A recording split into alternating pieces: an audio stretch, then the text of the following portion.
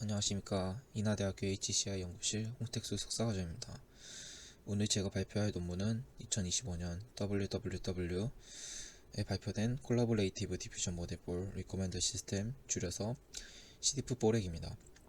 오늘 발표에서는 이 CDF 보렉이 어떤 문제를 해결하고자 했고 어떤 아이템으로 이를 구현했는지, 그리고 그 결과는 어떠했는지 순서대로 말씀드리도록 하겠습니다. 본론으로 들어가기 전에 추천 시스템의 두 가지 접근법을 간단히 비교하고 넘어가도록 하겠습니다. 바로 왼쪽의 전통적인 점수형 추천과 오늘 다룰 디퓨전 모델이 속한 생성형 추천입니다. 먼저 점수형 추천은 직관적입니다. 이 사용자가 얼마나 이 아이템을 좋아할까? 라는 질문에 대해 각 아이템마다 개별 점수를 매기는 데 집중합니다. 예를 들면 어떠한 신발이 83점, 어떠한 티셔츠가 40점, 이런 식으로 점수를 매긴다고 보면 될 것 같습니다. 반면 우측과 같은 생성형 추천은 질문부터 다릅니다. 이 사용자라면 어떤 취향의 목록을 통째로 가지고 있을까를 궁금해하고, 그래서 사용자의 전체적인 취향 분포를 학습한 뒤 그럴듯한 쇼핑 카트나 여러 플레이리스트 전체를 한 번에 생성해내는 것을 목표로 합니다. 즉 점수가 아니라 분포, 그림을 그리는 것에 가깝습니다. 이 생성형 접근법이 오늘 다룰 모델의 핵심입니다. 그 다음으로 이 논문의 생성형 모델로 사용한 디퓨전 모델의 핵심 원리를 간단히 살펴보도록 하겠습니다. 디퓨전 모델은 본래 이미지, 동영상 생성에 주로 사용하는 모델로, 전체 과정은 선명한 사진을 일부러 흐리게 만들고 그 흐린 사진으로부터 원본을 복원하는 법을 배우는 것에 비유할 수 있겠습니다. 사진에서처럼 왼쪽으로 진행하는 포워드 과정이 바로 사진을 흐리게 만드는 단계입니다. 원본 데이터, 즉 X0의 여러 단계를 거쳐 노이즈를 추가해 결국 알아볼 수 없는 노이즈 덩어리 XT를 만들고, 이 단계는 모델을 학습하기 위한 기본적인 문제집을 만드는 단계라고 보시면 될 것 같습니다. 오른쪽으로 진행되는 백워드 과정이 이 모델의 핵심이자 학습이 일어나는 부분입니다. 모델은 흐릿한 XT를 보고 어떤 노이즈가 추가됐는지 예측하고 제거해 나갑니다. 이 과정을 점진적으로 반복해서 최종적으로 원본 X0를 복원해 나가는 것이라고 볼 수 있습니다. 이것을 추천 시스템에 적용하면 사용자의 구매 이력을 일부가 가려진 불완전한 사진으로 보는 것입니다. 디퓨전 모델은 이 불완전한 사진을 복원해서 사용자의 숨겨진 취향까지 채워진 벡터를 만들어냅니다. 그리고 이 완성된 벡터를 가지고 최종 추천을 하는 것이라고 보면 됩니다. 이제 문제점에 대해서 보도록 하겠습니다. 이 논문에서 말하고자 하는 문제는 세 가지입니다. 첫 번째는 노이즈 게인화 딜레마입니다. 디퓨전은 노이즈를 넣고 빼며 복원하는 구조입니다. 노이즈를 너무 많이 넣으면 세부 취향, 예를 들면 롱테일 선호나 하이 장르 취향이 쉽게 소멸됩니다. 반대로 노이즈를 적게 넣으면 생성력이 부족해 결측을 외우는 능력이 매우 떨어집니다. 결과적으로 게인화 보존과 생성력 확보 사이에 민감한 트레이드오프가 상시 존재합니다. 둘째로는 아이템 컨텐츠 정보의 미활용 문제입니다. 대부분 추천 모델은 누가 무엇을 좋아했는가 라는 사용자의 행동 기록에만 집중합니다. 아이템 자체에 담긴 리뷰나 태그 같은 여러 풍부한 정보는 제대로 활용하지 못합니다. 이 때문에 사용자 기록이 드물거나 인기가 없는 아이템의 경우 디퓨전 모델이 취향을 복원하려 해도 여러 정보, 즉 단서가 부족해 추천 성능이 저하되는 한계가 있었습니다. 세 번째는 하이퍼 파라미터 민감성 문제입니다. 디퓨전 스텝, 베타 스케줄, 여러 네트워크 용량과 같은 그러한 설정 변화에 따라서 성능 일관성이 흔들릴 수 있습니다. 실험 환경에서는 세밀한 튜닝을 맞출 수 있어도 도메인이나 시점이 바뀌면 재튜닝 비용이 커지는 한계가 있습니다. 즉 정리하자면 위와 같은 세 가지 문제, 게이나 소실, 컨텐츠 미활용, 튜닝 부담을 동시에 안고 있습니다. 이러한 배경에서 CDF4렉은 컨텐츠를 수도 유저, 즉 의사 사용자로 변환하고 복원하는 과정에서 협업 신호를 주입함으로써 이 세 지점을 한 번에 개선해 나가고자 합니다. 이는 이제 뒤에서 더 자세히 보도록 하겠습니다. 이제 앞에 말한 프로그램에서 해결하고자 하는 핵심 아이디어를 살펴보도록 하겠습니다. 이 모델의 독창성은 크게 두 가지 핵심 전략으로 요약할 수 있습니다. 앞서 말씀드렸던 것과 같이 아이템의 컨텐츠를 사용자처럼 취급하는 것, 둘째는 디퓨전 복원 과정에 협업 신호를 실시간으로 주입하는 것입니다. 먼저 처음 천천히 보자면 이제 처음 말한 것처럼 컨텐츠를 의사 사용자, 수도 유저로 변환하는 아이디어입니다. 이것은 이제 예를 들면 좀비라는 단어가 자주 언급된 영화가 있다고 생각해 보면 마치 좀비라는 가상의 사용자가 이 영화를 모두 좋아하는 것처럼 볼 수 있습니다. 이렇게 아이템 리뷰에 등장하는 핵심 단어를 이제 가상의 사용자, 즉 수도 유저, 의사 사용자로 만듭니다. 이 변화를 통해 이전에는 활용하기 어려웠던 아이템 컨텐츠 정보를 자연스럽게 사용자 기반의 추천 세계로 가져올 수 있습니다. 이렇게 의사 사용자를 만들고 나면 다음 단계로 넘어갑니다. 바로 모든 사용자에 대한 두 종류의 이웃 그룹을 찾는 것입니다. 이 이웃 그룹 중 첫 번째는 실제 사용자 이웃입니다. 나와 비슷한 영화를 본 취향이 비슷한 실제 사람들입니다. 두 번째는 방금 만든 의사 사용자 이웃입니다. 나의 시청 기록과 관련이 깊은 컨텐츠 키워드를 이겠습니다. 좀 더 추가적으로 예를 들면 로맨스 영화나 스포츠 다큐를 즐겨보는 사람이 있다면 그 사용자의 이웃은 비슷한 실제 사용자일 뿐만 아니라 로맨스, 달달한, 아니면 월드컵과 같은 의사 사용자도 포함됩니다.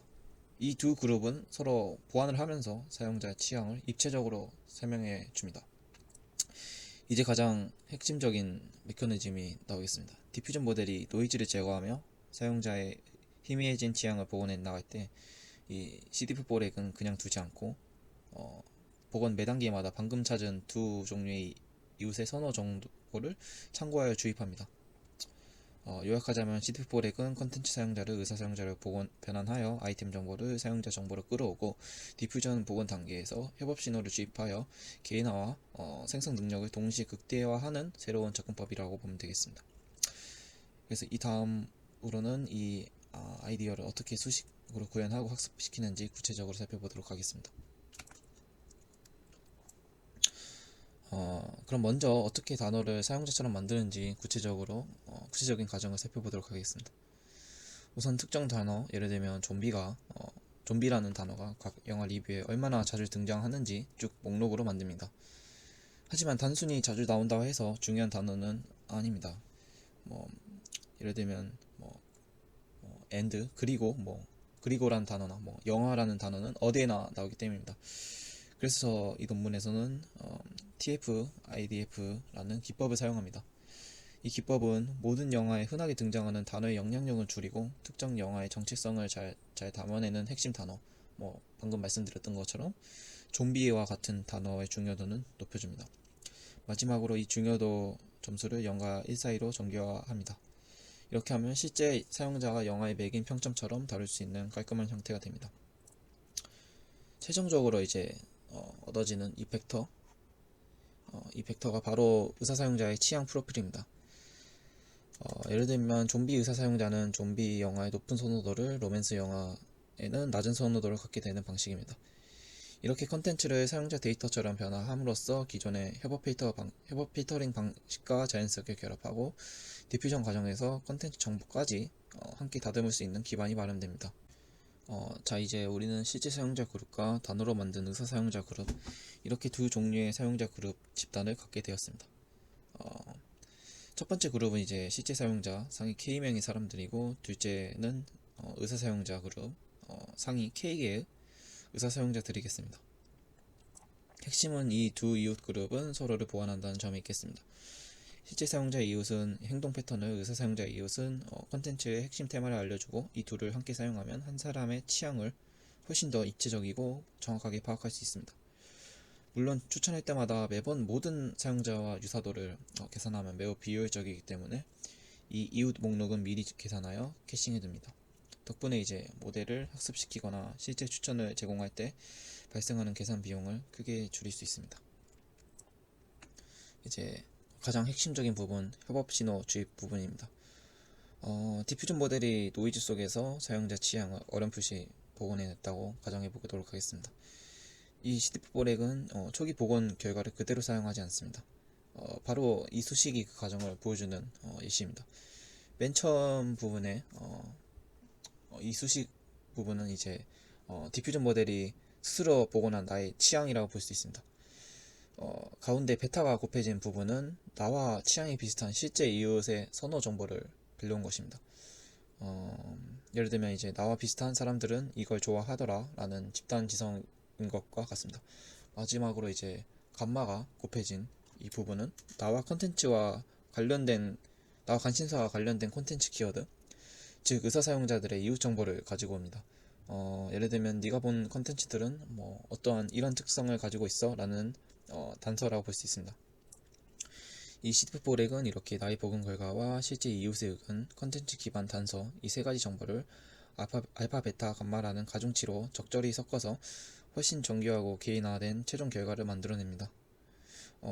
이 과정을 통해서 이제 자칫 노이즈에 묻힐 뻔했던 사용자의 세밀한 취향이 다시 선명하게 살아나게 되는 과정이고 결과라고 보면 될 것 같습니다.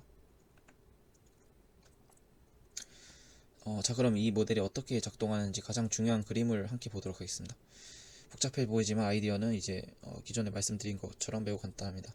첫 번째는 왼쪽 보시면 일반적인 디퓨전 모델은 사용자 취향을 한번 예측해 봅니다. 이걸 이제 기본 예측이라고 생각하시면 되고, 두 번째는 여기서 멈추지 않고 여러 두 종류의 조언자라고 하겠습니다. 조언자들에게 도움을 요청합니다. 첫 번째 조언자는 이제 바로 나와 취향이 비슷한 사람들이고, 두 번째 조언자는 이제 내가 좋아하는 콘텐츠의 핵심 특징입니다. 그래서 세 번째에서 모든 결과를 합쳐서 최종 결론을 내는 그러한 과정이라고 보면 되겠습니다. 오른쪽에서 보시면 이제 이 세 가지 정보를 이제 여러 비율로 섞게 됩니다. 이 알파, 베타, 감마는 앞서 말씀드렸던 그 가중치라고 보시면 될 것 같습니다. 이 과정이 이제 CDF4렉의 작동 방식이라고 보면 될 것 같습니다. 그렇다면 모델은 무엇을 목표로 학습해야 할지 보도록 하겠습니다. 바로 이 시점이 CDF4렉이 기존 디퓨전 모델과 결정적인 차이를 보입니다. 일반적인 디퓨전 모델의 목표는 노이즈 낀 데이터 XT에서 원본 X체로 또는 원본 RU를 잘 복원해내자입니다. 하지만 CDF4렉의 로스를 보시면 로스를 계산하는 기준이 그냥 복원된 유저 정보가 아니라 협업 신호까지 주입된 최종 결과물인 것을 알 수 있습니다. 즉 학습 과정 전체가 최종적인 개인화 성능에 직접적으로 맞춰지도록 설계가 된 것이라고 보면 될 것 같습니다. 다음으로 실험에 대해서 보도록 하겠습니다. 데이터셋은 총 3개의 공개 데이터셋을 사용했다고 합니다. 예프, 아마존 게임, 그리고 논문에서 극단적인 희소성을 가지고 있다고 언급된 사이트 유라이크T입니다. 비교 모델로서는 이제 라이트 GCN과 같은 정통적인 CF 모델과 멀티 VAE, 디프렉 등과 같은 생성 모델들을 포함했습니다. 평가 지표는 탑20 추천 성능을 측정하기 위해 가장 널리 쓰이는 리코렛20 등을 사용했습니다. 추가적으로 실험에 사용된 디퓨전 모델의 백본은 기본 구조로 간단한 MLP를 기반으로 한다고 합니다. 다음으로 실험 결과에 대해서 보도록 하겠습니다. 결론적으로 말씀드리면 제안하는 CDF4렉이 모든 데이터셋에서 가장 좋은 성능을 보였다고 합니다. 이는 표를 참고해 주시면 좋을 것 같습니다. 다음은 이제 효율성과 하이퍼 파라미터에 대한 분석이라고 보면 될 것 같습니다. CDF4렉의 추천 정확도는 눈에 띄게 향상시키면서도 전체 실행 시간은 아주 미미했다고 합니다. 심지어 일부 데이터셋에서는 더욱 빠르게 수렴하는 모습을 보여줬다고 합니다. 하이퍼 파라미터를 분석해 본 결과 이웃의 수 탑K는 약 20명, 의사 사용자는 약 1000개의 비교적 작은 설정에서도 성능과 효율 사이에 좋은 균형점을 찾을 수 있었다고 합니다.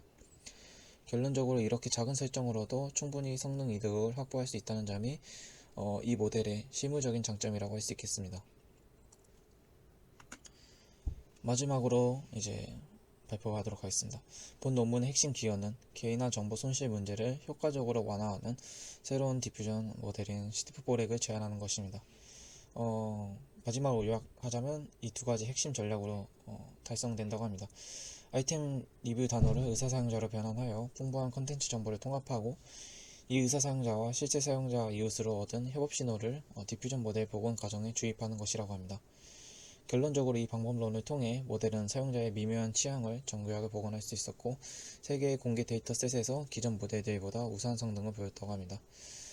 시프포렉은 정확도와 효율성 사이에 좋은 균형을 보였으며 향후 다양한 아이템 정보를 활용하여 사용자 중심 추천 시스템을 발전시킬 수 있는 새로운 연구 방향을 제시한다고 합니다. 이상 발표 마치도록 하겠습니다.